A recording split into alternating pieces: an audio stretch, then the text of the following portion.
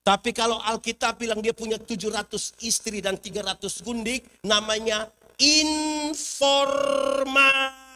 Sama-sama. Alkitab itu terdiri atas dua, informasi dan ajaran. Kalau kasih tahu yang dia punya istri 700 gundik 300, informasi bukan ajaran.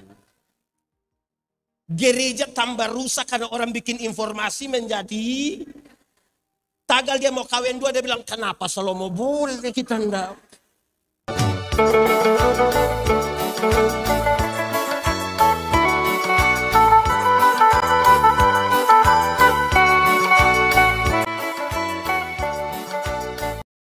Mari kita berdoa. Ya Tuhan Allah, kami mohon kepadamu, kuatkanlah dan teguhkanlah iman kami, supaya waktu di mana kami belajar firman Tuhan, biarlah ini menjadi waktu paling baik bagi kami.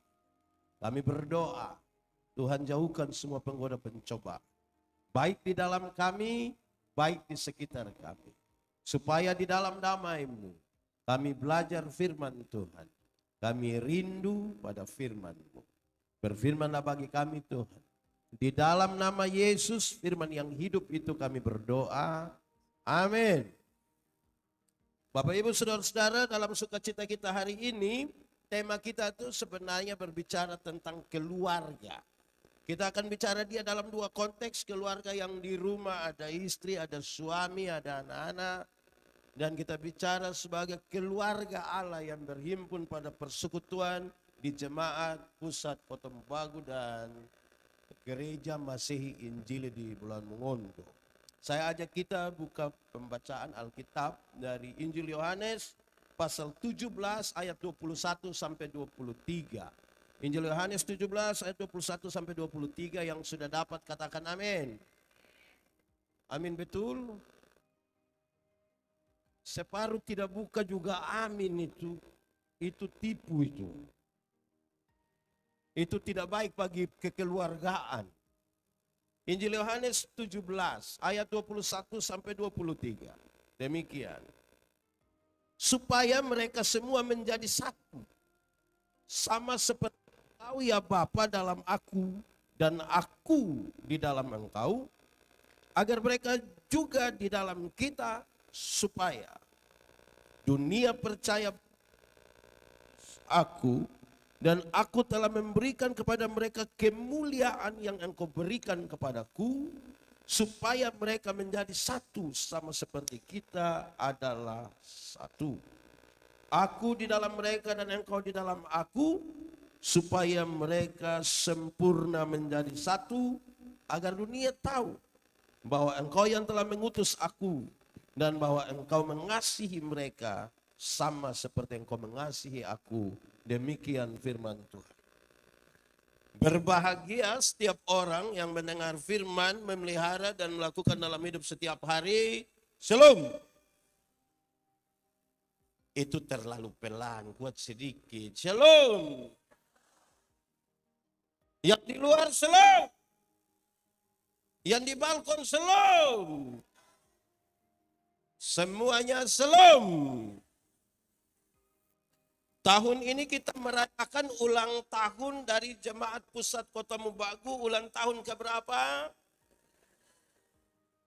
118 itu banyak atau masih sedikit? Sudah dewasa atau masih anak-anak? So mantap atau belum mantap? Semakin saya tanya, saudara punya suara makin menurun. Itu berarti ada masalah di sini. Jemaat. Di sini tidak ada jemaat. Jemaat. Dewasa itu ada 3. Ada berapa? 1. Dewasa biologis, sama-sama.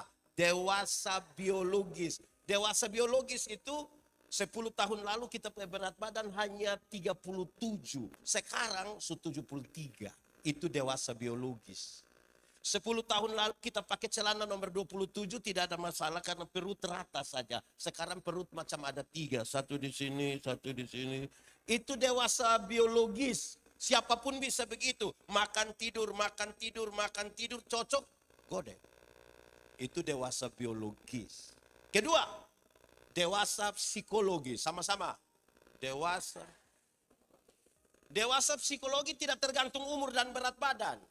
Umur 40 tahun, tapi kalau tukang tersinggung, sedikit-sedikit tersinggung. Sedikit-sedikit tersinggung. Sedikit-sedikit tersinggung. Tersinggung kok sedikit-sedikit. Di sini ada yang biasa tersinggung. Dia ada yang ikut ibadah. Bapak-bapak atau ibu-ibu. Ada di sini dia. Coba tunjuk. Tidak. Nanti dia mau tersinggung lain, mau keluar lain nanti dari geri. Di Kupang itu kalau ada orang tukang tersinggung di banyak-banyak orang suka baku korek. Badan besar tapi pikiran masih seperti anak-anak. Di sini ada. Dia paham apa? Bahaya. Ketiga, dewasa iman. Dewasa apa? Dewasa iman tidak tergantung berapa lama saudara bersinode. Dewasa iman tidak tergantung berapa lama saudara melayani Tuhan sebagai pelsus atau pendeta. Dewasa iman tidak tergantung berapa lama saudara ikut katekesasi. Dewasa iman itu kira-kira begini. Ada anak umur 3 tahun, ada meja berat 10 kilogram. Anak umur 3 tahun bisa pikul meja yang 10 kilogram? Bisa? 17 tahun kemudian dia umur 20 tahun. Bisa pikul meja yang 10 kilogram? Bisa? Yang berubah anak atau meja? Itu dewasa iman. Tidak akan pernah meminta untuk beban menjadi ringan. Berdoa supaya Tuhan memberikan bahu yang semakin. Orang dewasa iman tidak akan menangis minta masalah berubah. Karena dia tahu kalau Tuhan izinkan ada masalah, Tuhan tahu seberapa kuatnya dia. Selebihnya Tuhan yang atur. Amin. Jemaat, saudara punya masalah? Tidak usah omong. Saya lihat yang ini muka masalah semua. Masalah ialah kesenjangan antara harapan dan kenyataan. Ada masalah kan? Orang yang punya dewasa iman tidak minta masalah berubah. Karena dia tahu kalau Tuhan izinkan dia punya masalah, Tuhan tahu seberapa kuatnya dia. Selebihnya Tuhan yang menanggung atasnya. Karena itu hampir-hampir. Orang dewasa iman tidak akan meminta orang lain berubah. Hampir-hampir. Tapi siapa yang berubah? Siapa berubah? Kadang-kadang orang terlalu sibuk minta orang lain berubah. Sampai lupa rubah diri sendiri. Amin. Di sini juga ada. Dia pelsus. Cari masalah ini jemaat. Cari masalah ini. Baik jemaat. Orang-orang yang Tuhan panggil untuk melayani. Kalau kita baca di teks Alkitab. Tidak semuanya itu nabi. Ada Abraham, ada Ayub. Di sini ada nama Abraham. Tidak ada. Ayub. Tidak ada juga. Vence.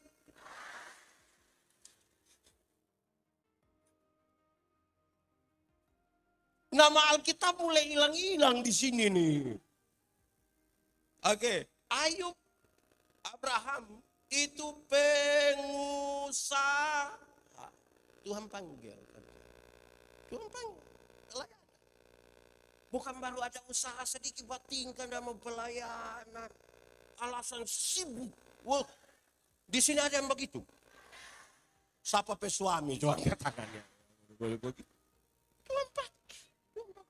So 18 tahun, 118 tahun.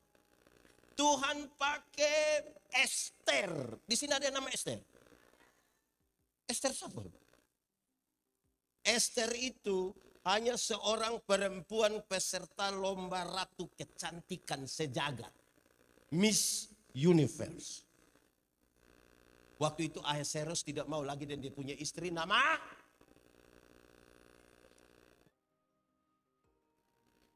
Ahasuerus punya istri nama aduh 118 tahun belum Tidak usah lomba paduan suara, lomba baca Alkitab saja. Tidak hafal. Tidak tahu ini, tidak tahu ini. Ayah harus beristri. Siapa? Ayu Ting Ting calon?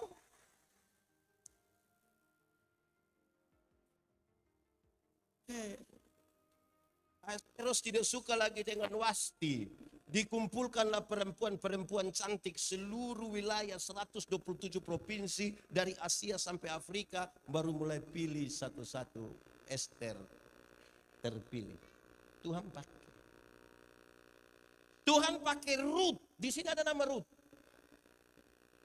Sedikit.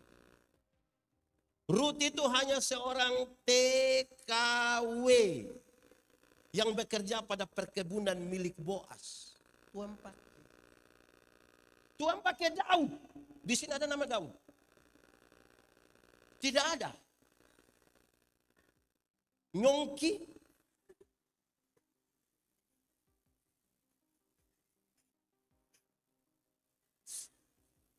Tuhan pakai Daud. Daud itu hanya gembala kambing domba di padang. Yang DP Bapak sendiri tidak meyakini dia. Waktu dicari salah seorang di anak-anak Isai untuk menggantikan Saul, DP Bapak tidak hitung, tidak reken, dia tidak reken. Tuhan pakai Salomo. Di sini ada nama Salomo.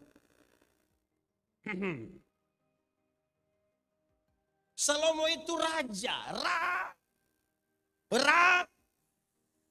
Alkitab mencatat 3 hal yang paling dicari oleh laki-laki itu hanya Salomo yang pernah alami dengan luar biasa. 1, tahta. Jabatan dari Salomo itu apa? Raja. Dia punya jabatan. Tidak ada lagi yang lebih dari raja. Yang lebih hanya raja di atas segala raja. Tuhan pakai. Dia yang kedua, laki-laki itu kalau tahta, yang kedua apa? Wanita. Salomo punya istri 700, gundik 300. 700 tambah 300. Berapa? Saya yakin nama separuh dia tidak kenal itu. Saya yakin dia tidak kenal nama separuh. Paling sulewat begitu pada panggil. Nama siapa?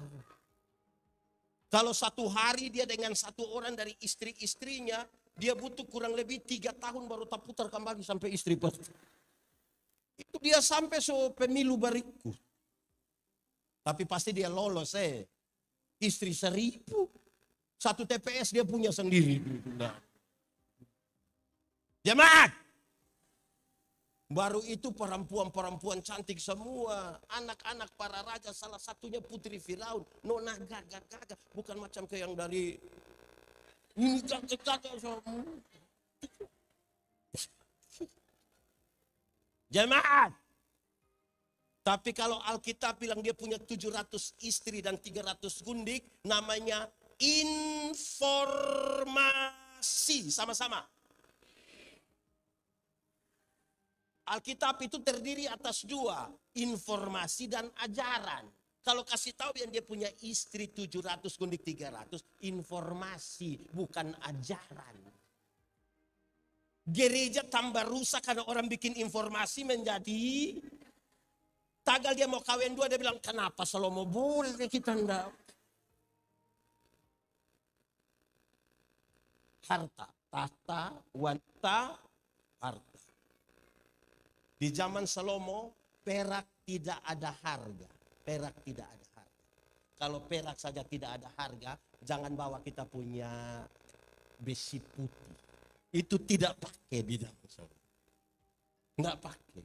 Yang berharga hanya emas 24 karat dan pendapatan emas Salomo per tahun yang dibawa oleh saudagar-saudagar di luar persembahan para bupati yang dia dapat itu 666 talenta. 1 talenta berat kira-kira 34 kilogram. Dia punya berapa? 6 kali 34 berapa? Kurang lebih 23 ton per tahun. Orang pun 10 gram saya pakai semua datang gereja. Dia punya 23. Dengan begitu luar biasa Salomo bilang, emas ada banyak begini, kayu ada banyak, semua banyak. Tapi dia bilang, kalau bukan Tuhan membangun rumah, maaf, sia-sialah Sia-sialah. Orang-orang ini. Kalau bukan Tuhan mengawal kota, sia-sialah. 4 nama ini menarik. Petrus, Yakobus, Yohanes, Andreas. Ada nama-nama begitu di sini. Ada. Mereka hanya nelayan-nelayan kecil di Galilea. Tuhan panggil ikut.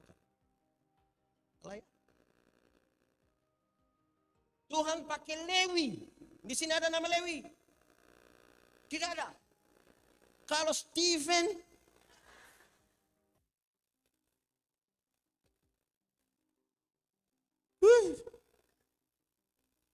Lewi itu pemungut cukai. Roma bikin taksasi pendapatan dari satu wilayah. Terus dia lelang siapa yang mau pungut di itu wilayah. Nanti boleh makan dari situ, terus kirim siapa Roma. Apalagi dari Lewi, orang paling benci, orang paling tidak suka dia. Tuhan pakai. Tapi Tuhan pakai Simon orang Selot. Simon orang Selot itu seorang politisi dari partai yang sangat radikal, yaitu partai Selot yang anti terhadap Roma. Dia mau bikin revolusi besar, lawan, perang terbuka dengan Roma. Tuhan pakai. Saudara lihat, Lewi mengabdi kepada Roma, tapi Simon anti Roma. Ini manusia dua kalau ketemu di luar Tuhan Yesus baku bunuh. Tapi Tuhan bisa kasih ketemu orang dua yang beda frekuensi. Jemaat. Di jemaat pusat ini ada yang beda-beda frekuensi. Yang rapat sedikit mau bakal lagi ada di sini. Itu orang dua ketemu di dalam siapa? Dalam Yesus Tuhan bisa kasih ketemu yang beda frekuensi. Tuhan pakai Onesimus. Ada nama Onesimus? Mulai jauh Dia hanya seorang budak yang bekerja di perkebunan milik Filemon. Tuhan panggil dia kerja. Saudara tahu dia tidak tahan kerja di itu perkebunan, bangun lari. Nah, tangkap, masuk penjara. Paulus injili dia. Setelah terima Tuhan Yesus, Paulus bilang pulang kembali ke Onesimus. Dia pulang ke Filemon. Dia bilang, Bapak, kalau kita pulang kita kena bunuh. Dia bilang, pulang saja, nanti kita tulis surat buat dia. Filemon, yang pulang bukan budak, tapi orang merdeka. Yang pulang bukan budak, tapi saudara kita yang kekasih. Sang Tuhan menerima budak itu seperti menyambut seorang sahabat. Makan sama-sama di satu meja makan. Orang-orang yang lain lihat, bagaimana mungkin Tuhan yang berkelas menerima budak ini. Bagaimana bisa begitu? Orang dua bilang, tuh kami mengajarkan kami hal itu. Akhirnya banyak orang yang tidak kenal Tuhan rindu mengenal. Amin. Itu baru kenyataan Alkitab. Lalu kenyataan masa kini bagaimana? Kenyataan masa kini bagaimana? Oh, jemaat. Sumati. Jemaat. Kenyataan masa kini di gereja tuh banyak sekali orang yang satu, omong banyak sekali tapi kerja tidak ada. Di pusat sini ada yang omong paling hebat tapi tidak pernah kerja ada. Ada juga jemaat itu di satu jemaat yang semua acara itu dia mau bertanya saja. Dia bertanya begitu rupa sampai jawab kembali dia pun pertanyaan. Di sini ada juga. Ada juga. Ada yang semua program dia usul kasih habis. Tapi itu orang sekikir sekali tidak pernah menyumbang. Hanya ada juga ada di sini. Oh masa? Kenapa tepuk tangan? Ada juga. Ada ikut ibadah. Pakai baju warna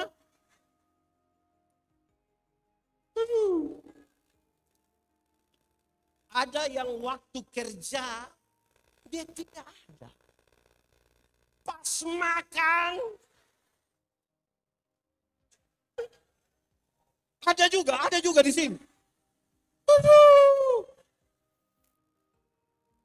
Ada yang kalau dia pergi di syukuran hanya untuk babung.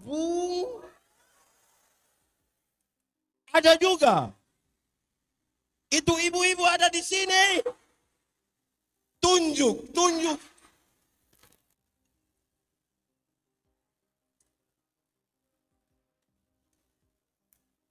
Betul-betul ada. Dia ada di dalam kan di luar. Oke, shalom. Jemaat. Kenapa pendeta kasih tahu ini di awal? Ini belum khotbah, ini pengantar. Saya kan belum sentuh teks belum kan? Ini masih pengantar. Pendeta kasih tahu ini di awal bahwa inilah kondisi berjamaat kita. Sekarang kita akan mengelola perbedaan ini menjadi satu keluarga. Repot kan? Belum lagi habis khotbah dia sudah tersinggung. Mau pindah gereja, balik papa nama kita keluar. Masuk gemit. Gemit ada di Kupang. Jemaat. Ini doa pembacaan tadi. Nah, ini baru masuk khotbah. Pembacaan tadi itu doa Yesus untuk murid-muridnya.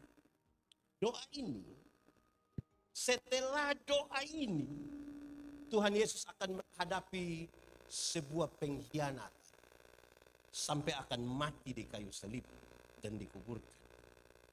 Tuhan Yesus sadar betul bahwa dia akan kasih tinggal murid-muridnya sendiri. Dia sadar betul bahwa dia akan kasih tinggal jemaat termasuk jemaat pusat kota Mobagus sendiri tanpa Tuhan Yesus yang hadir secara fisik. Yang Tuhan Yesus ada saja dong bertengkar siapa yang terbesar di antara dora. Apalagi kalau Tuhan tidak ada bersama-sama dengan dora. Sekarang doa ini sebuah harapan yang kemudian dijawab sendiri oleh Yesus. Tuhan merindukan supaya mereka semua menjadi satu. Pendeta. Tapi satu yang bagaimana? Satu yang bagaimana? Supaya kita renungkan 118 tahun itu satu yang bagaimana itu sudah terjadi di jemaat pusat sini atau tidak? Satu yang bagaimana? Ada dua hal yang menarik. Satu, ada berapa hal? Dua kalau pakai bahasa Indonesia. Dua. Pakai bahasa Inggris baru. Pakai bahasa Kota Mobagus. Pakai bahasa Sangir. Mulai sebut-sebut.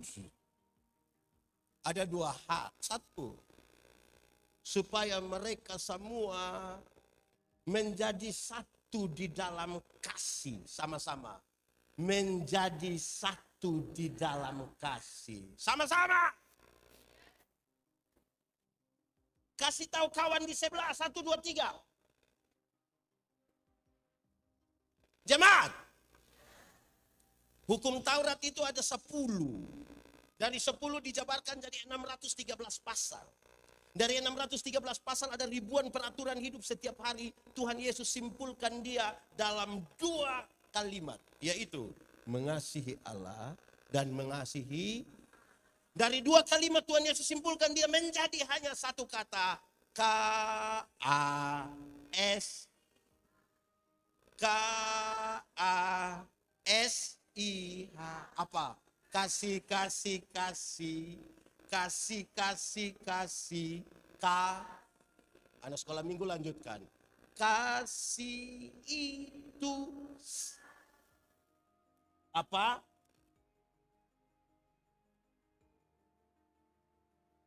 Terus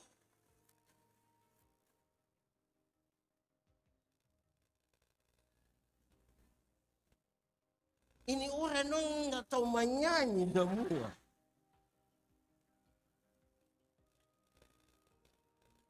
Ada panitia di sini, ada panitia. Panitia, tahun depan bikin lomba menyanyi Kidung Jemaat dari nomor 1 sampai nomor 478.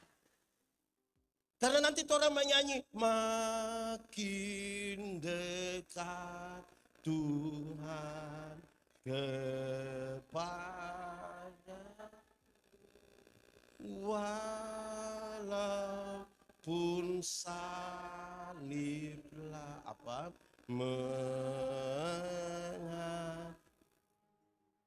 ada yang kita menyanyi dia hanya begini.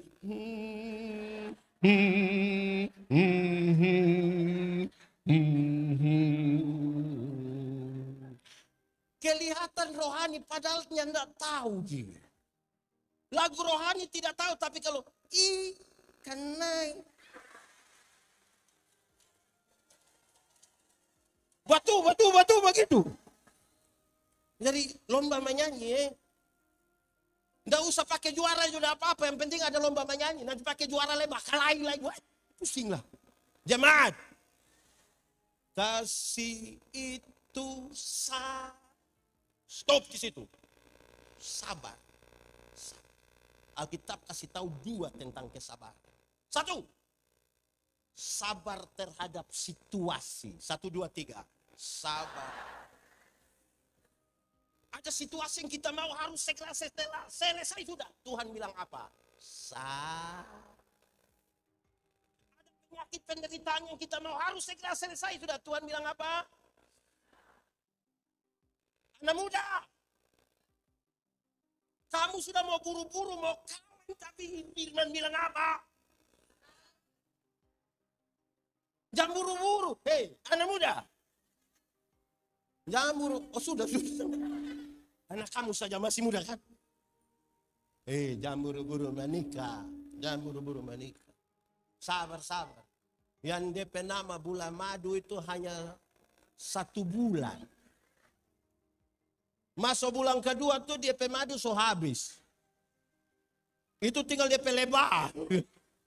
Baik, sabar. Kadang-kadang jemaat sudah tidak suka lagi dengar pendeta khotbah, dia semua pulang.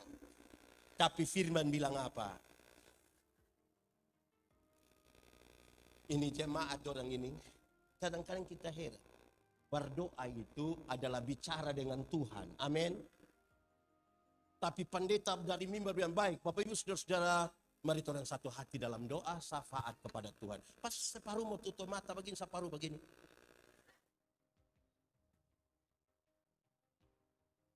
Betul. Di sini ada.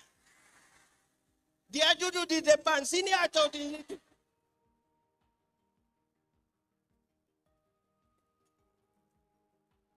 kayak yang tidak bisa sabar sedikit. Jemaat, dorang keluar bikin apa di luar? Merokok.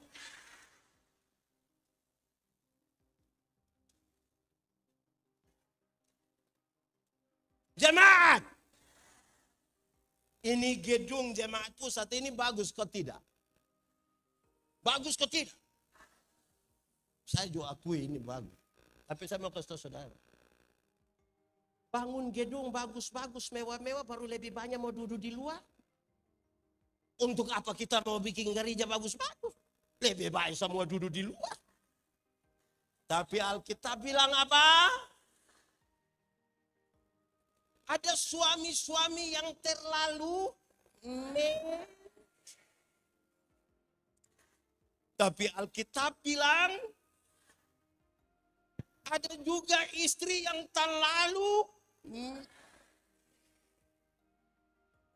ada itu ibu-ibu di sini yang menjengkelkan. Tapi Alkitab bilang apa? Ada orang tertentu yang sekarang ini ada duduk di kitab sebelah yang terlalu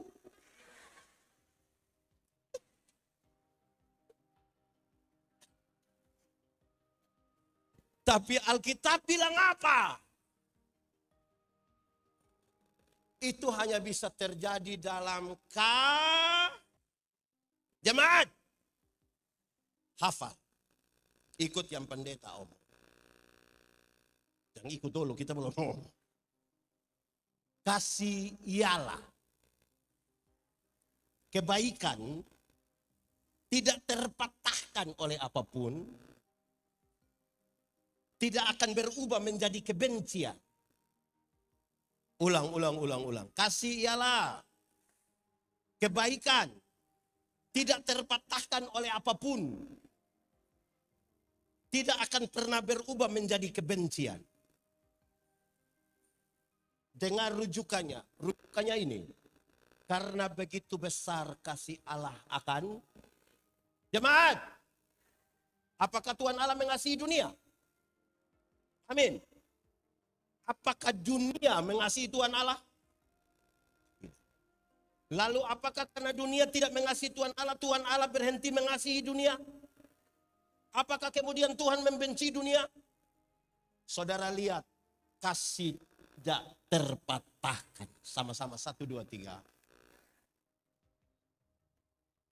Supaya jangan ada satu orang berani bilang pada sahabatnya biar begini. Kakak, kita terlalu hargai kakak. Tapi waktu kita lihat kakak punya sifat asli macam begini, maaf. Itu bukan kasih. Ego. Di jemaat pusat sini ada. Yang terlalu egois ada. Yang dia mau, dia yang ngomong orang dengar, orang ngomong dia tidak mau dengar. Ada.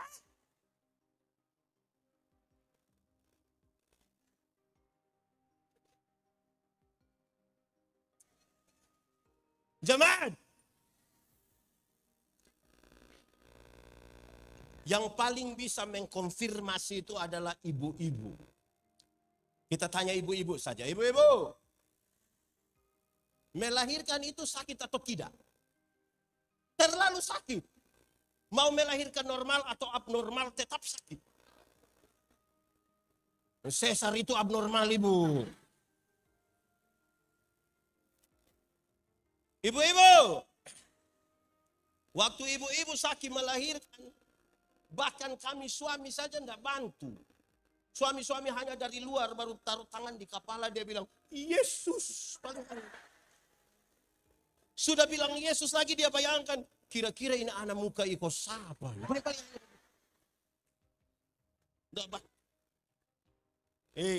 Anak-anak. Kamu ini punya jam tidur, orang tua punya jam bangun.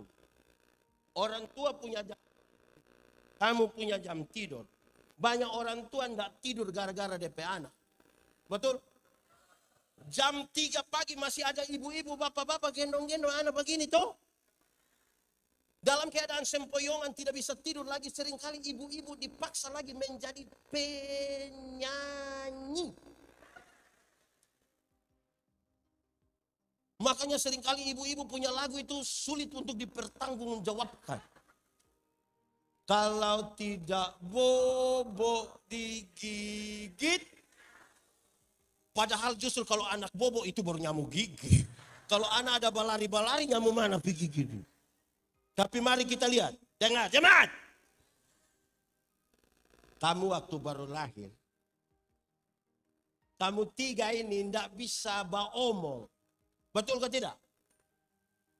Dorang hanya bisa menangis. Orang tua ajar anak-anak omong satu-satu suku kata.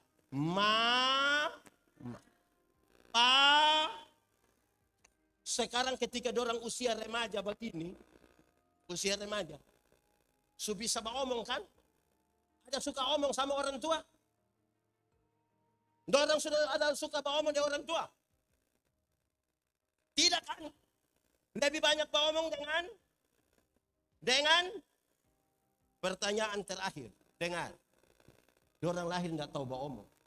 Orang tua ajar omong satu-satu suku kata. Setelah sudah tahu omong, nggak omong dengan kita, dia baca cerita dari orang lain. Pertanyaan terakhir, ibu-ibu, kenapa kasih makan dorang 3? Kenapa kasih makan dorang? Coba kasih tahu saya, kenapa kasih makan? Hanya satu, kasih tidak terpatahkan. Nah, itu aneh. Kamu tiga ini. Pendeta mau pimana lagi bukan ngomong. Waktu lahir tidak bisa jalan. Betul tidak?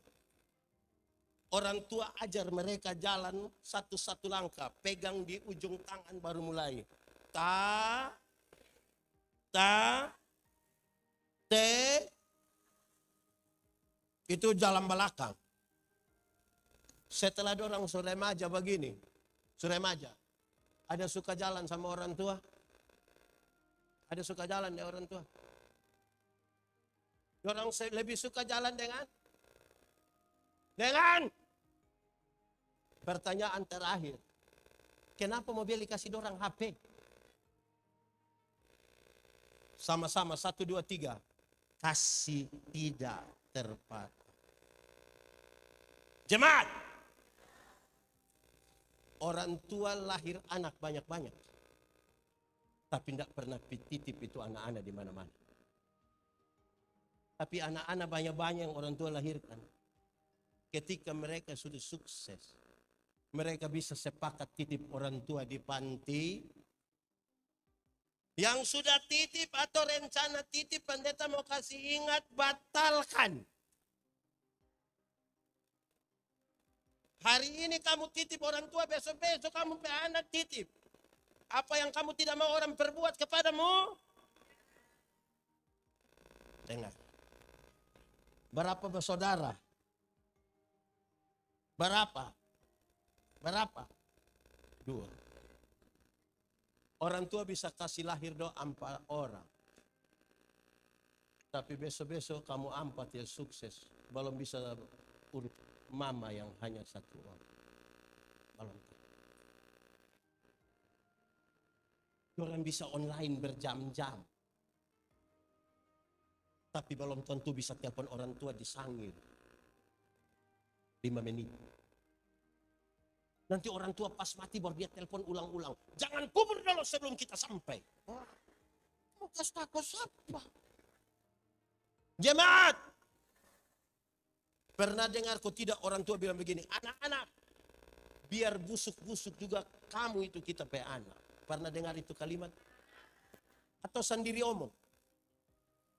So pernah tanya orang tua bilang kenapa bilang kita busuk? Jemaat. Orang tua bilang begini. Asal kamu mau sekolah tinggi. Biar kami orang tua ikat perut enggak apa-apa. Orang tua kalau saya bilang ikat perut itu bukan berarti dorang mau pakai stagen. Tapi dorang utang demi anak-anak. Kamu ada handphone, ada Android. Utang. Itu orang tua. Karena kasih. Anak muda. Di sini nggak ada anak muda. Opa-opa semua. Ini. Anak muda. Ada yang datang bawa motor. Naik motor sendiri. Utang itu motor. Orang tua mau kan dia anak. Iya toh? Tapi kalau ada orang tua sakit, berapa banyak anak yang mau jaga DP orang tua? Kalau dia berani jaga 2 hari, dia bilang, Papa macam gak ada anak lain, hanya kita ada. Betul? Atau kadang-kadang tidak pernah perhatikan orang tua. Orang tua pas sakit, pas batuk sedikit, tiba-tiba anak sampai langsung bilang, sertifikat.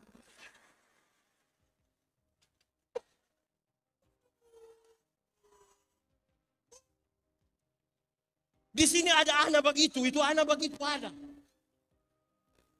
Kita nih apa nih? Tolong perhatikan keluarga dulu toh. Papa mama saya tidak perhatikan, anak anda perhatikan. Saudara merindukan satu persekutuan yang saling memperhatikan penuh kasih. Bapak-bapak doang juga. Potong ayam papa dapat DP paha, DP dada. Anak dapat kuku, leher.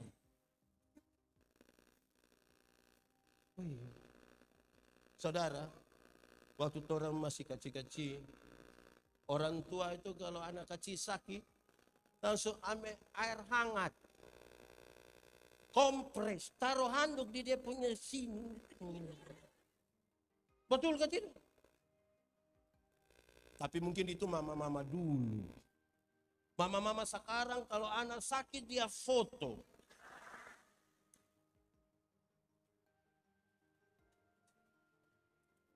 Su foto dia upload lagi baru tulis. Dede sakit. Cepat sembuh nih. Mama sayang Dede. Di sini ada mama-mama begitu. Tunjuk itu mama. Habis itu Dede foto satu, DP mama punya 30. Banyak anak-anak malu lihat DP mama yang kaki agak kotor, agak pica-pica di sini. Malu dia. Siang. Kita menyanyi dulu. Lagu dunia tapi biar kita menyanyi di ibadah. Ini si pendeta. Kasih ibu kepada siapa?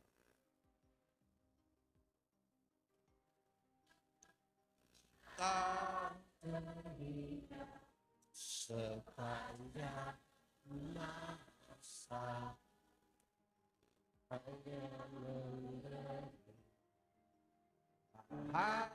kembali.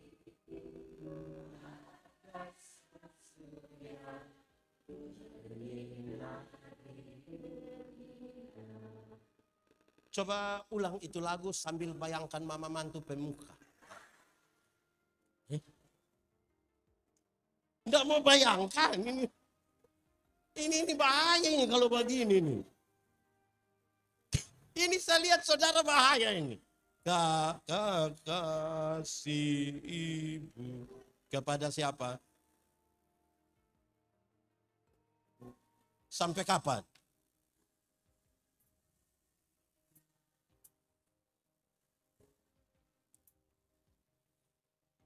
Hanya apa?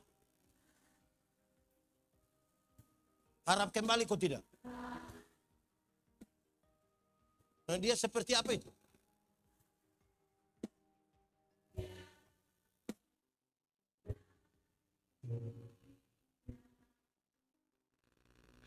Begini baru sengaja sedih-sedih.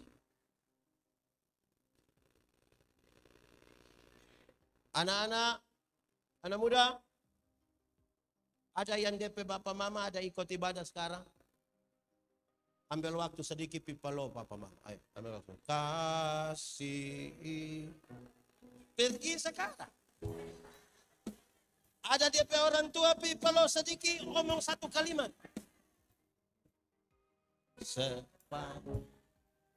Ada orang tua? Ada. Pipalo.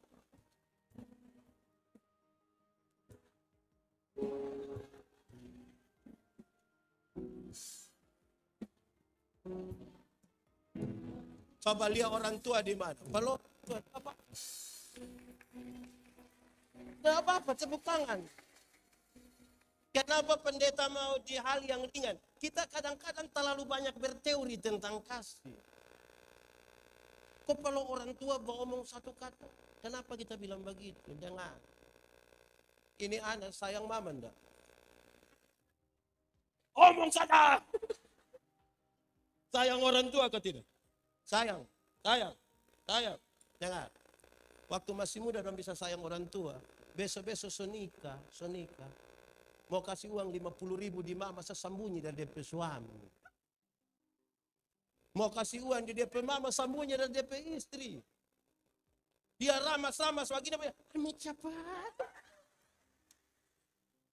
Ada ini. Ada versi begini. Ada begitu juga. Saudara-saudara, kasih ini Tuhan mau, kasih bukan kata-kata, kasih tindakan. Tuhan mau mereka mesti menyatu di dalam kasih. Sama-sama katakan, kasih tidak terbatas. Itu belajar di rumah. Kenapa lihat kita? Kedua, supaya mereka menyatu dalam kasih itu yang pertama, tapi yang kedua, Tuhan Yesus mau. Supaya masing-masing orang menyatu dengan Tuhan secara personal. Yang ini menyatu dengan Tuhan, yang ini menyatu dengan Tuhan, izin. Yang ini menyatu dengan Tuhan, ini menyatu dengan Tuhan, pendeta menyatu dengan Tuhan secara personal. Baru masing-masing pribadi yang so menyatu dengan Tuhan berkumpul bersama dalam sebuah persekutuan yang bernama Jemaat Pusat Otot Baru. Tidak boleh ada satu orang pun dalam persekutuan jemaat yang tidak menyatu dengan Tuhan tapi mau datang berjumpa dengan sahabat. Apa maksudnya? Makin dekat seseorang dengan Tuhan, makin dekat dia dengan orang-orang yang di sekitarnya. Yang tukang beribu dalam gereja itu kan tidak dekat dengan Tuhan.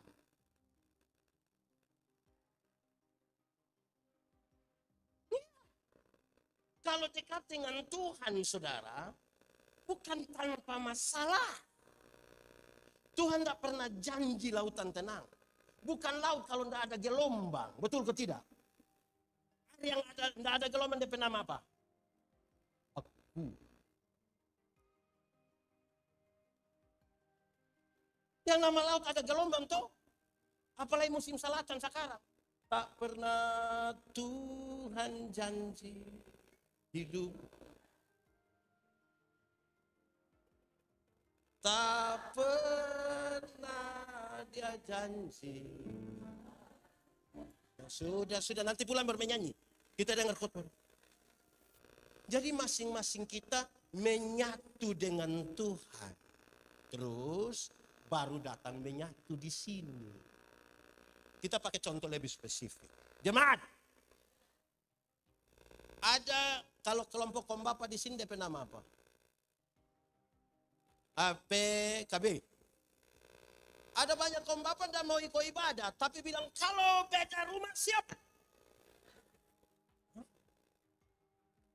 Ibadah tidak mau, menyatu dengan Tuhan tidak mau, tapi siap beda rumah.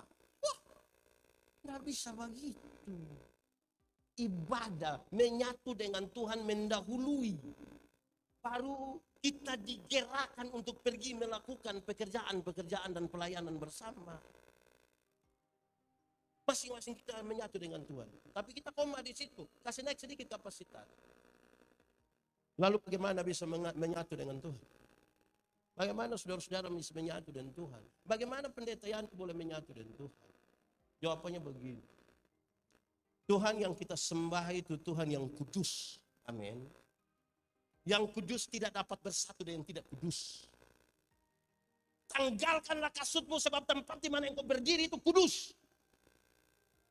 Satu-satunya syarat menyatu dengan Tuhan secara personal adalah menjaga kekudusan. Sama-sama 1, 2, 3. Menjaga. Banyak orang melayani tapi tidak jaga kekudusan. Banyak orang berkumpul bersama-sama dalam sebuah persekutuan tapi tidak menjaga kekudusan. Lalu saudara bilang, saudara menyatu dengan Tuhan. Kalau kudus itu terang dan tidak kudus itu gelap. Yang diterang, orang diterang bisa lihat orang digelap? Bisa? Orang digelap bisa lihat orang diterang? Lalu kenapa kadang-kadang orang sudah terang dia kembali pi gelap? Karena dia suka begini, dia suka begini. Ini dia penama apa? Ho. Kalau dia sebegini, sedikit lah dia begini.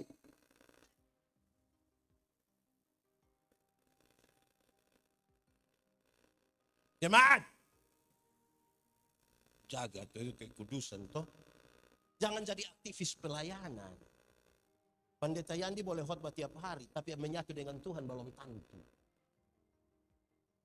Kita jadi aktivis. Ada pelayanan sini, pelayanan sini, pelayanan. Dia hadir. Semua ibadah dia hadir.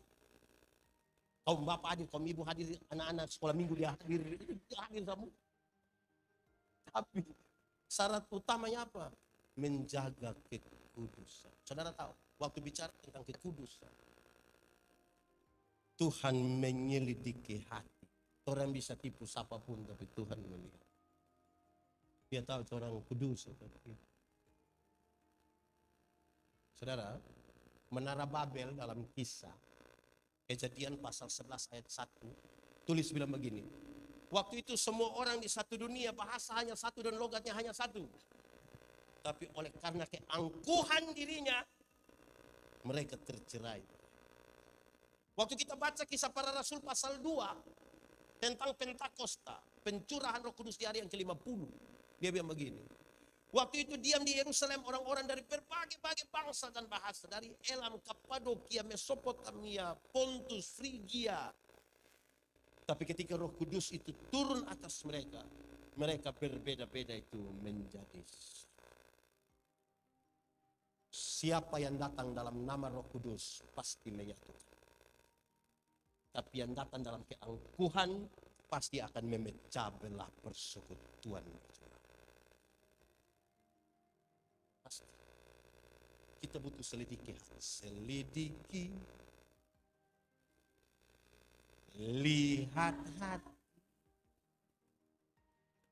Apakah ku sungguh mengasihimu, Yesus, oh yang maha tahu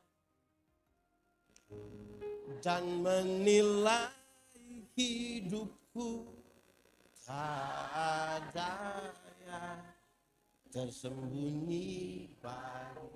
Sama-sama semuanya. Telah kulihat kebaikan yang tak pernah habis di hidupku.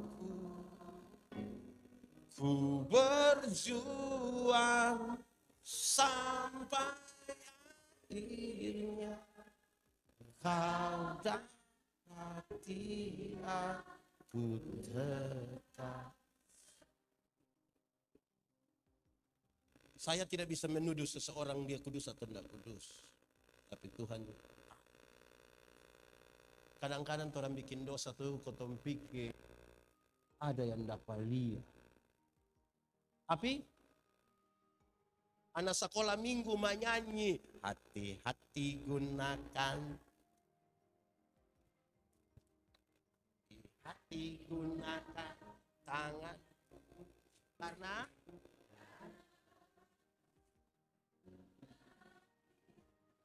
karena itu hati. Jemaat, ada tahu ini lagu? Pulang menyanyi sebut dari ujung kaki sampai ujung kepala. Baru kita tahu ternyata Tuhan ada lihat-lihat, ada lihat-lihat kan begini. Lihat. Baik, lanjut. Jemaat. Lalu apakah itu belum terjadi dan akan baru nanti terjadi kapan-kapan? Nah. Tuhan kasih tahu sudah terjadi dan itu sekarang. Mestinya tinggal dilakukan terus. Dia kasih tahu. Untuk hal itu telah aku nyatakan kata ini.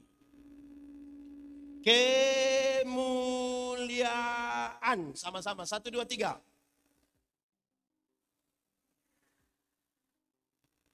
Tentang kemuliaan itu ada 3 hal yang perlu diketahui bagi sebuah persaudaraan.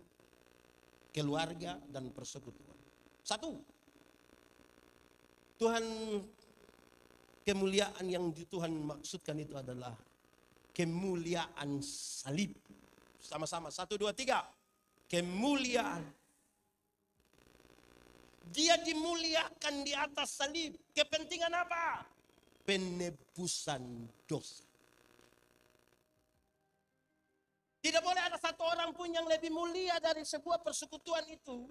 Yang lebih tinggi kemuliaannya dari salib. Orang semua takluk di bawah kemuliaan salib. Dan Yesus telah melakukan itu.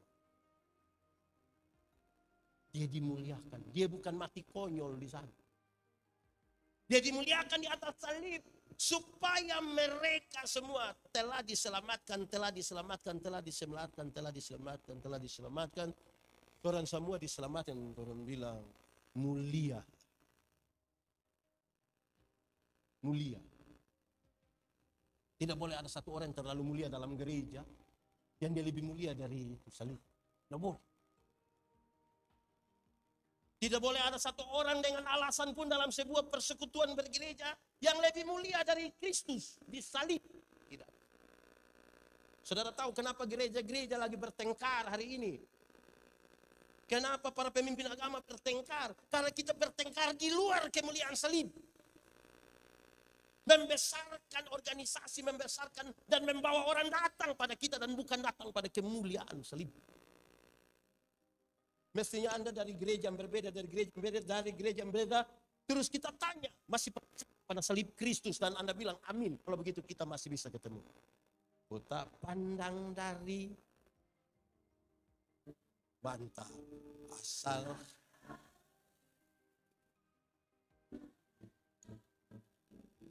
kalau hatimu seperti siapa kau?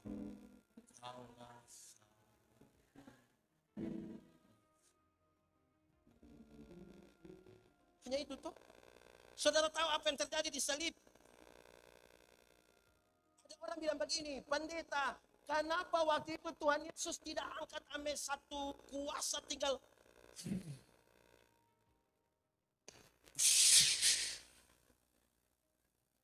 matilah itu orang-orang yang mau salibkan dia kan? Terus ada yang bilang begini, untung saya bukan Tuhan Yesus. Kalau saya Tuhan Yesus, orang langsung mati. Makanya engkau tidak jadi Tuhan Yesus.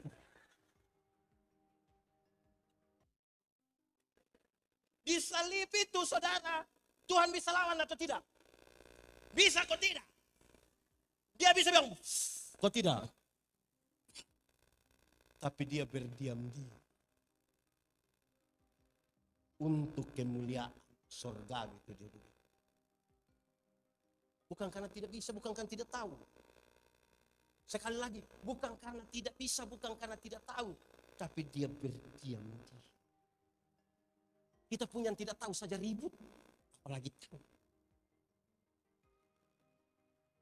Saudara, saya bikin status beberapa orang komen. Bukan beberapa, banyak. Saya bilang, urus orang bodoh sekali gampang. Urus orang pintar sekali gampang. Repot urus orang yang tahu-tahu sepotong. Yang tahu-tahu hanya sedikit, kita pusing. Semua dia tahu. Kita repot. Memang mengendalikan diri supaya tidak lebih itu penting untuk sebuah persaudaraan. Kedua, kemuliaan ketaatan. Sama-sama, kemuliaan tidak boleh ada satu orang tertentu dalam gereja Tuhan yang karena jabatan, karena apapun tidak taat. Yesus itu taat, bahkan taat sampai mati. Jemaat, di Jemaat Pusat Kota Mobagu ini ada katekisasi untuk yang kelas katekisasi, ada. Biasa berapa lama? Berapa? 3 bulan. 6 bulan. Orang di Gamit itu mesti 1 tahun. Nanti kalau dia tidak masuk ikut katekisasi barang 3 kali, tidak bisa sidi. Terus ada orang tua datang tanya pendeta, nanti di Desember ini ada tabis sidi kah? Terus pendeta bilang, iyo, kenapa? Terus dia bilang, kita anak yang sekolah dokter itu di Bandung itu. Anak pintar sekali, pintar. Itu dosen belum tahu, dia sudah tahu semua. Nah dia kenapa? Oh dia mau datang bulan Desember, boleh mau tabis langsung? Terus pendeta bilang, enggak bisa. Ini mesti 1 tahun. Tersinggung DP Bapak. Itu kalau yang pendeta Yandi, kau keluar. Orang lain punya anak, kau boleh taat di sini, ikut sampai datang gemetar di sini. Dia mau kasih aku siapa? Datang kok. Memangnya katekisasi ibu pendeta ada ajar bunuh orang? Ajar orang baik toh. Biar itu anak ikut. Ini tagal, hei itu hari ini tanah ini kita oma yang kasih. Wah, nggak bisa pakai, nggak bisa. Kenapa Kenapa ada oma-oma yang berteriak di sini? Taat. Tidak bisa ada yang tidak taat. Gereja itu kita bukan dengan selera, tapi tanggung jawab. 1, 2, 3. Masih banyak orang bergereja dengan selera. Contoh, Bapak Ibu pakai ini baju, kita namakan apa ini? Kita sebutkan apa? Batik atau apa? Atau tidak ada kain bernama dia? Oh, seragam saja toh. Terus ada di saudara-saudara nih enggak suka ini warna, enggak suka ini warna. Waktu saudara pakai bukan karena selera, tapi karena apa? Tanggung jawab. Waktu saudara punya usulan tidak diterima pada waktu rapat jamaat, saudara menjalankannya bukan karena selera, tapi karena apa? Tanggung jawab. Masih banyak orang gereja yang selera. Mesti ikut DP mau.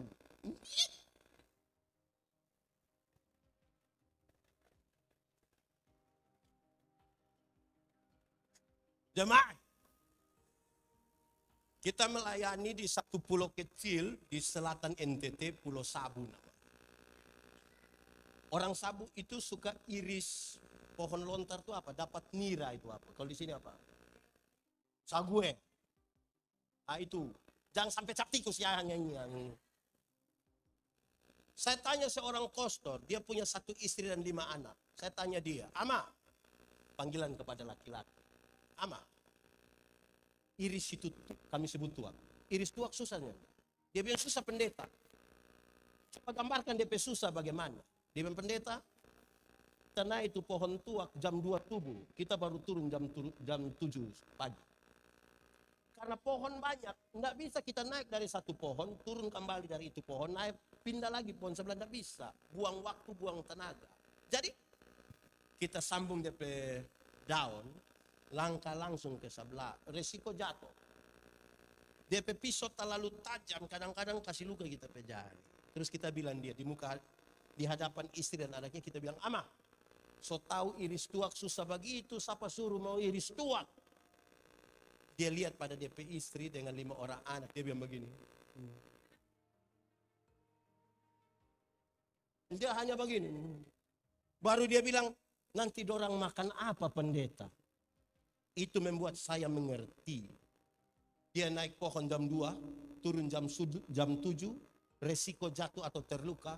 Dia melakukan itu bukan sekedar kewajiban. Tapi apa? Tanggung jawab. Itu baru bisa sama-sama satu gereja.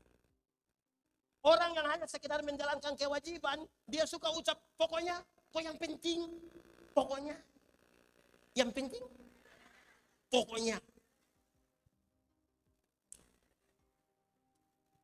Mamanya begitu toh, pokoknya yang penting. Tanggung jawab keras di atas kewajiban. Masih banyak orang hanya menjalankan kewajiban.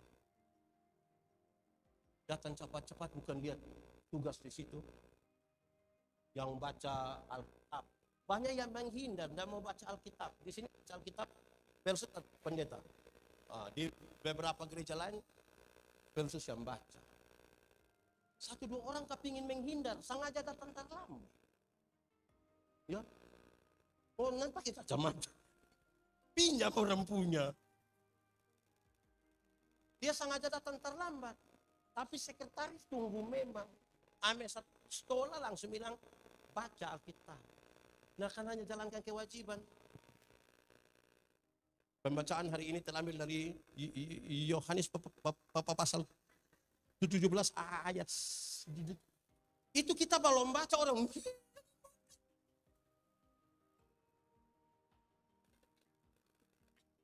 Tanggung jawab. Jangan. Ada orang tahu menyanyi, tadi orang ini 1, 2, 3 mana loh? Yang penyanyi. Oh, menyanyi bagus. Pas ini jamaat ini penyanyi bagus semua tuh. Kenapa saudara? Tapi pendeta pimpin di sini tanya, ada paduan suara, vokal group? Tapi kalau bilang ketua Sinode Gemiben dan Sulawesi Utara akan beribadah bersama-sama di Jemaat Pusat Kota Mubang. Solo dia, duet dia, paduan suara dia, vokal dia, tari-tarian juga dia, kata. Itu dia nama karunia makam puji. Dan itu mengganggu ini persekutuan jamaah. Menyanyi puji Tuhan dalam tanggung jawab. Betul ke tidak? Amin ke tidak?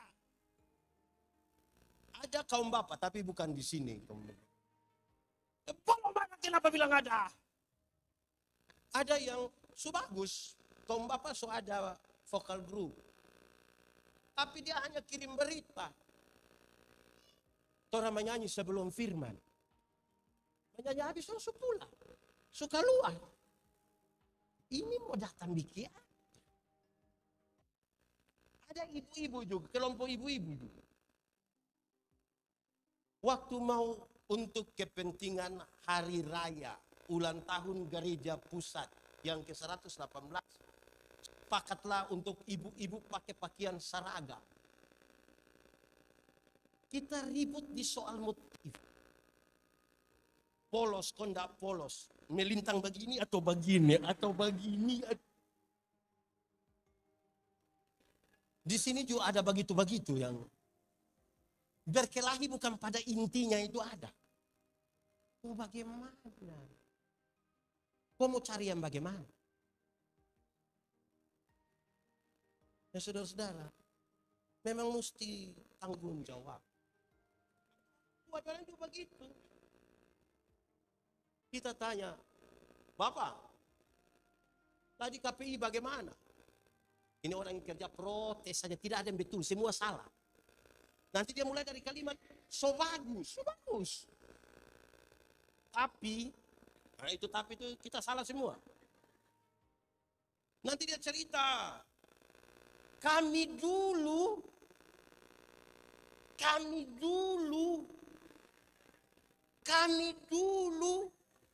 sekarang sekarang. Ini main kami dulu, jang balik. Sudah jangan menyanyi. Nah saudara-saudara, ini sebenarnya sebuah kekayaan. Untuk dengan tanggung jawab kita kelola. Jadi persekutuan. Jadi sebuah persekutuan. Ketiga. Kemuliaan apa? Kemuliaan Yesus. Sama-sama. 1, 2, 3. Dunia mesti tahu dia bilang. Aku di dalam engkau dan mereka di dalam aku. Yesus itu siapa? Jemaat. Dulu. Bukan kami dulu. Dulu. Tuhan itu tidak dikenal. Dia sangat jauh. Orang tidak tahu dia siapa. Sampai ada satu waktu ketemu Musa. Terus Musa bilang begini. Nanti kalau ada yang tanya, kita mau bilang dari siapa? Dia bilang, pergi kasih tahu. Aku adalah aku, mengutus aku kepadamu. Kalau ada orang tanya, bilang siapa suruh, tolong kasih bilang aku adalah aku. Jangan mengerti. Ini jemaat tidak tahu terus datang. Tanya, Persus siapa yang suruh datang? Aku adalah aku. Ada bisa mengerti itu? Dari aku adalah aku, dia kasih naik sedikit. YHWH. Tapi ini tidak boleh diucapkan sembarangan. Dari YHWH itu, dia naik sedikit. Immanuel. Tapi Immanuel yang mana? Dia bilang, oh, yang pemerintahan ada di bahu. Yang. Matius masih menyebut Immanuel. Dan Yohanes menyebutkan. Dan nama itu adalah Yesus. Nama itu adalah Yesus. Dunia mesti tahu. Bahwa Yesus itu menyatu dengan Allah. Pertanyaannya sekarang. Supaya kita jangan berandai-andai.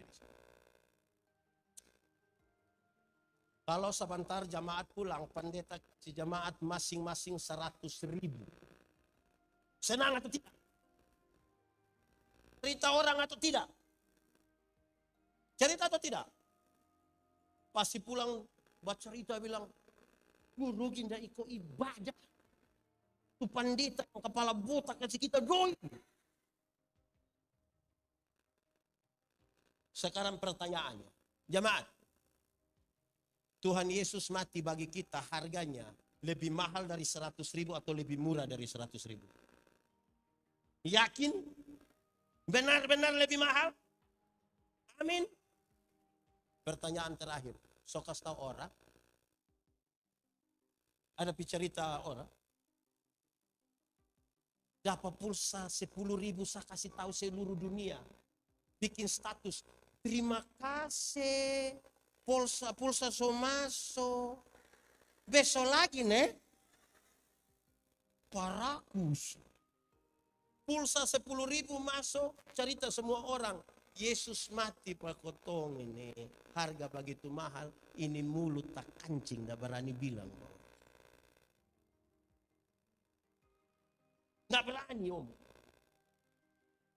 Satu waktu, Tuhan Yesus kasih tinggal murid-murid dengan 5.000 orang laki-laki yang baru saja Tuhan kasih makan gratis.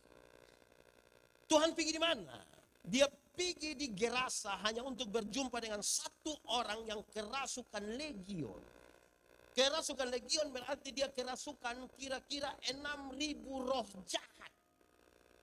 6.000 roh jahat.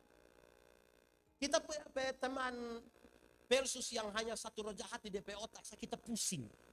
Ini 6.000. Ini orang terlalu jahat. Orang lain dia jahat, dirinya pun dia jahat. Dia titi-titi dia badan pakai batu kan. Beberapa orang bilang begini, manusia macam begitu mati. Yesus tidak. Yesus datang.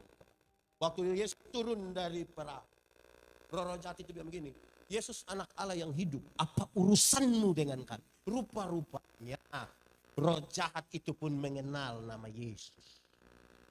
Jadi orang kalau baru mengenal nama Yesus belum lebih hebat dari roh jahat. Dan roh jahat juga mengenal nama Yesus. Injil Markus mencatat, di daerah-daerah itu ada penjaga-penjaga babi. Ada jaga babi 2.000 ekor. Roh jahat itu meminta supaya masuk ke babi-babi itu. Tuhan Yesus biarkan dan matilah 2.000 ekor babi. Pertanyaannya sekarang,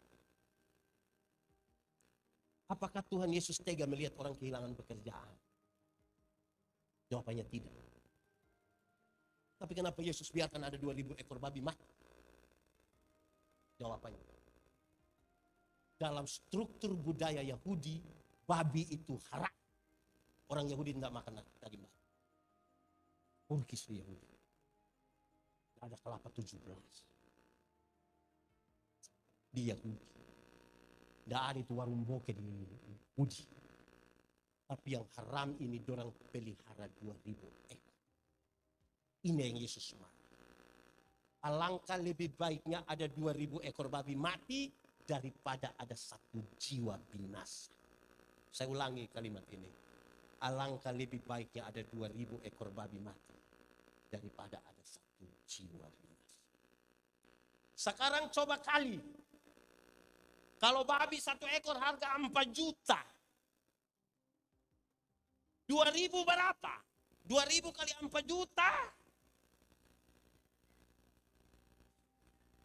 Banyak sah.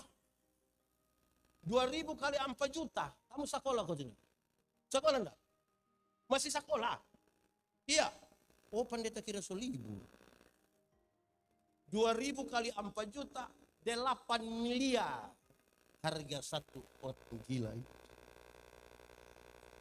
Ini kan jemaat paling besar di Gemibem toh. Pernah siap 8M untuk pekabaran Injil.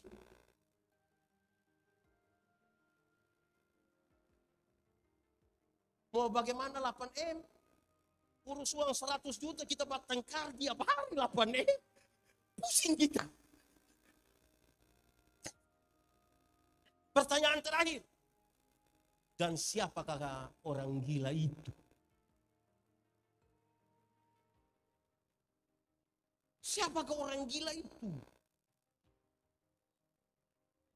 Orang gila itu bisa jadi kita suami. Ibu-ibu ini cantik-cantik datang gereja jalan sendiri. Pendeta tanya ibu, mana suami? Terus saya bilang, pendeta tahu sendiri. So tahu dia begini kenapa kawin dan dia? Jemaat, kasat mata kita lihat ternyata yang paling banyak yang ini ibadah ini mama-mama. Betul? Ini mama-mama janda semua. Oh, mana suami? Ada suami yang dulu masih muda-muda dia bisa jemput DP istri bawa pi ibadah pemuda. Sumenika tak lagi datang gereja. Pendeta bilang, Bapak, kenapa kasih tinggal istri datang sendiri gereja? Mestinya kan sama-sama. Dia bilang, pendeta, waktu pendeta kasih nikah kita sama istri, orang dua telah menjadi satu.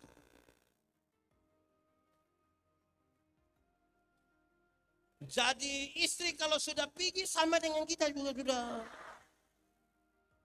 Jadi memangnya kalau istri so makan sama dengan suami so makan. Jemaat, masuk surga tuh macam pergi di WC. Tidak bisa diwakilkan. Masing-masing akan pergi sendiri. Tidak bisa kita tanya, kakak, yo kemana WC, titip. Tidak bisa. Masing-masing bisa.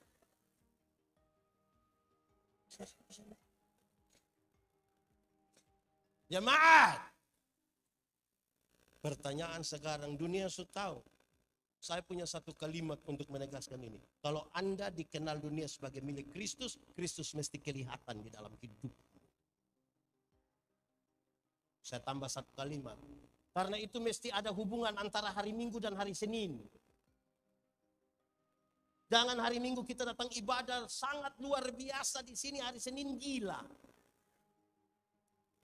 Terus Minggu datang ulang lagi baik-baik di sini, Senin rusak. Itu. Hari Minggu dia bilang haleluya. Tapi dia ada kios yang harganya halilintar.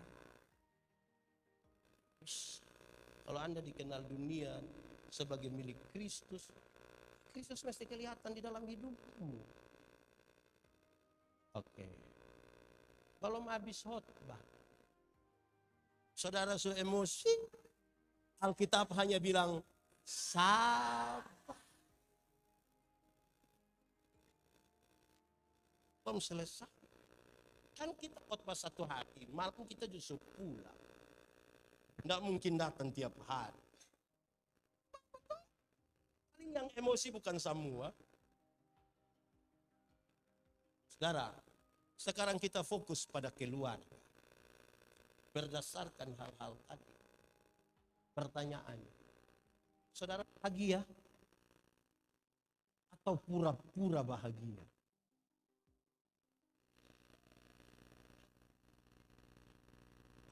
Satu rumah tangga itu disebut bahagia karena dia bersuami terlalu ganteng, istri terlalu cantik? Tidak juga. Apa bahagia karena dia punya rumah bagus, banyak mobil, bahagia? Tidak juga. Lalu apa kata Alkitab tentang bahagia? Supaya kita ukur dari semua ini, supaya kita bedakan semua orang yang tidak percaya Tuhan juga menikah toh. Mazmur 128. Cepat.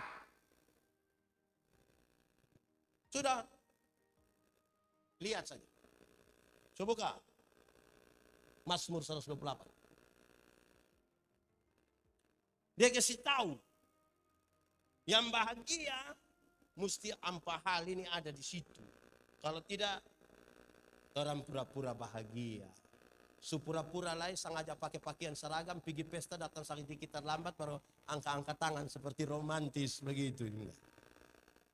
Satu, rumah tangga yang bahagia itu kalau takut akan Tuhan. Sama-sama 1, 2, 3. Suami-suami yang takut Tuhan tidak akan pernah menampar istrinya. Walaupun dia terlalu marah.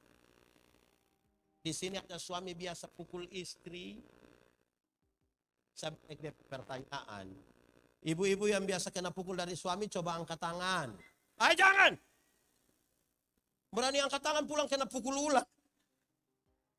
Ibu-ibu, kena pukul dari suami tiap hari itu bahagia. Langsung cari suami pagi. Papa hari ini belum papa bis.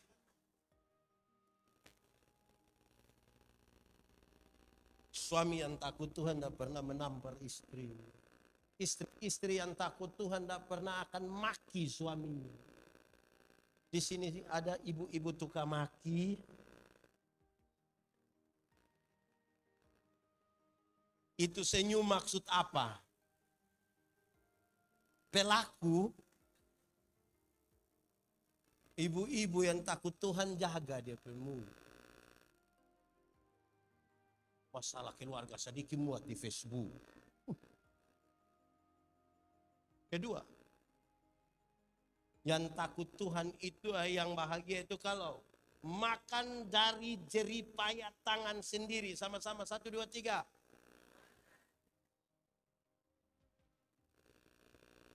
Saudara mau tinggal di rumah yang fasilitas mewah sekali, masih orang tua punya, belum bahagia. Kalau tinggal di rumah sendiri yang kerja setengah mati, tidak ada plafon, ukuran hanya 3 kali 4, kita masuk langsung keringat. Tapi kalau itu hasil jeripaya tangan sendiri, kita tulis di muka, rumahku istana. Dulu, bukan kami dulu. Dulu belum ada handphone. Orang telepon ke rumah. Selamat malam om, yo shalom. Bisa bicara dengan Yandi. Bapak bilang Yandi tidak ada. Tapi batuin Yandi per rumah. Bapak bilang tidak. Tapi Yandi kasih tahu ini dia per rumah. Bapak bilang tidak. Ini kita per rumah. Yandi hanya menumpang di kita per rumah. Karena itu terjadi beberapa kali. Kemudian kita tanya papa. Kenapa setiap kali orang telepon papa bilang ini bukan kita per rumah. Sebenarnya kita ini anak siapa? Terus papa bilang begini. Anak. Kamu bersaudara laki-laki ada 3 orang. Kalau engkau punya kakak pertama kawin 1 perempuan. Bawa datang di ini rumah dia karena dia rasa dia per rumah. Kakak nomor 2 kawin lagi 1. Bawa datang di sini kan dia rasa dia per rumah. Engkau juga kawin 1. Bawa datang lagi di sini kan engkau rasa engkau per rumah. Maka kita tinggal tunggu kapan ngoni 3 baku bunuh gara-gara kita per rumah. Kita lahir besar di Soe. 100 km dari Kupang. Sebutannya mesti jelas. Soe. Ada koma sedikit di atas.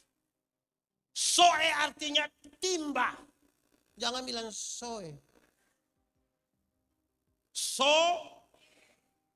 Kalau soe itu 800 meter di atas permukaan laut, jadi dingin.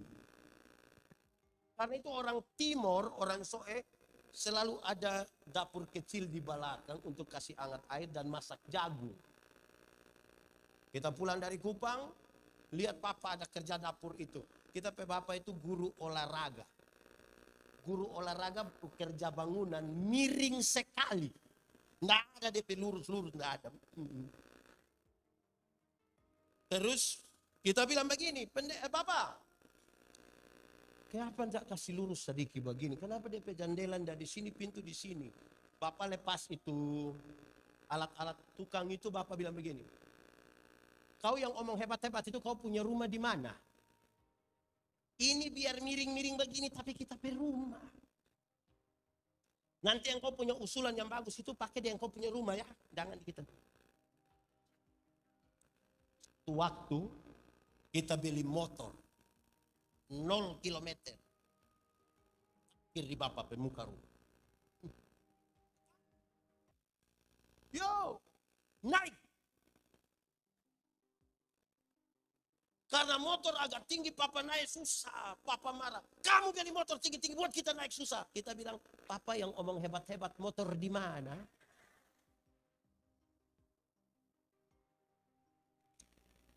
Makan dari jeripaya tangan sendiri. Sama-sama 1, 2, 3. Cukupkan dirimu dengan apa yang ada padamu. Berbahagialah engkau dan baiklah. 3. Rumah yang bahagia itu kalau istrinya seperti pohon anggur yang subur. Istrinya seperti pohon anggur itu menghasilkan anggur, itu minuman para raja, lambang dari sukacita. Istri menjadi sukacita dari suami. Suami di mana-mana ingat DP istri. Ibu-ibu, kalau suami ada berangkat baru ingat istri, ada senang kok tidak? Suami telepon sampai telepon ini.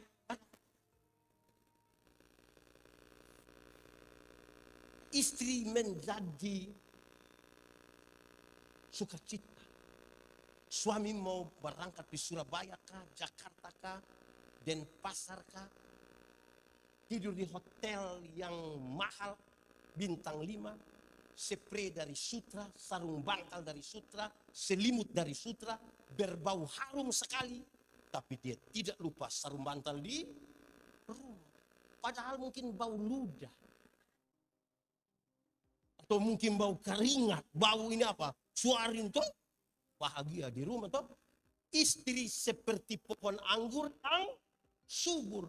DP badan mau subur ke tidak itu soal nomor 2. Nomor 1 adalah dia menjadi sukacita. Untuk ya apa?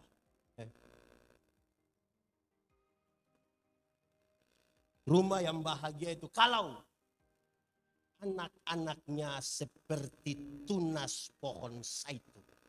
Anak-anaknya seperti pohon zaitun menghasilkan minyak zaitun, dan salah satu fungsi terbaik dari minyak zaitun ialah menyembuhkan luka. Kalau anak-anak dapat menyembuhkan luka orang tuanya, bahagia. Menyembuhkan luka itu ada 2. 1, kalau harapan-harapan dan cita-cita orang tua bisa dipenuhi oleh anak-anaknya. Atau yang kedua, lebih harap dia. Bahwa kalau ternyata orang tua sudah di tempat tidur karena lumpuh, sudah di kursi roda karena lumpuh, dan masih ada anak yang sempat urus DP orang tua.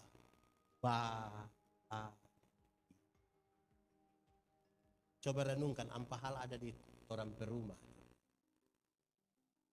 Nggak usah jawab. Renungkan saja. Karena itu akan menolong kita menikmati dan mensiasati kehidupan.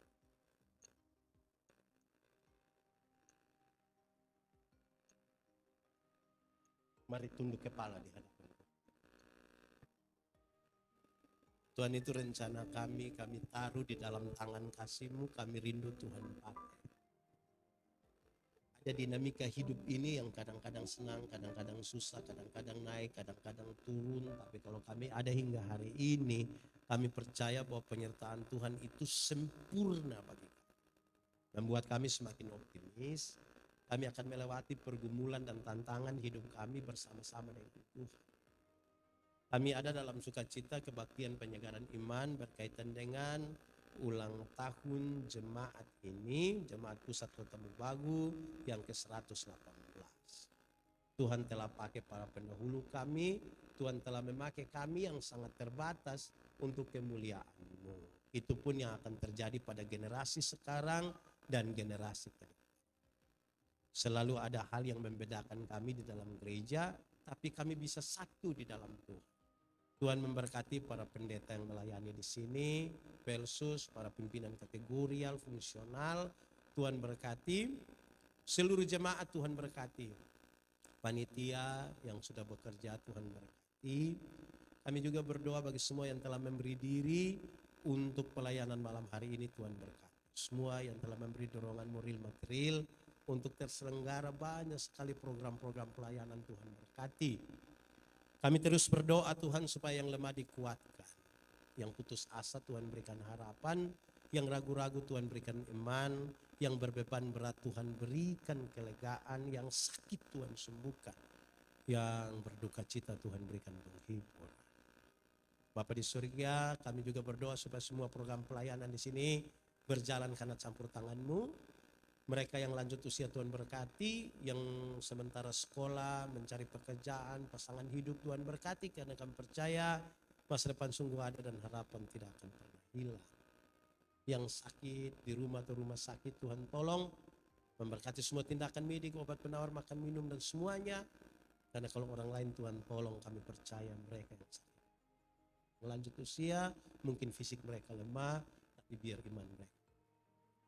Akhirnya semua yang kami lakukan hari ini, semuanya kami persembahkan hadirat untuk kemuliaan Tuhan, dan kami taruh seluruh pergumulan syafaat kami bersama-sama di dalam doa yang Tuhan ajarkan bagi kami.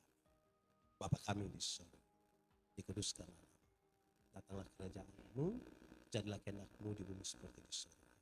Berikanlah kami pada hari ini makan kami yang secukupnya, dan ampunilah kami akan kesalahan kami, seperti kami juga mengampuni orang yang bersalah kepada kami. Dan janganlah membawa kami dalam pencobaan, tetapi lepaskanlah kami daripada yang jahat, karena Kau yang punya kerajaan dan kuasa dan kemuliaan sampai selama-lamanya. Amin. Pemberitaan firman Tuhan selesai. Beri kemuliaan bagi nama Tuhan. Tuhan memberkati.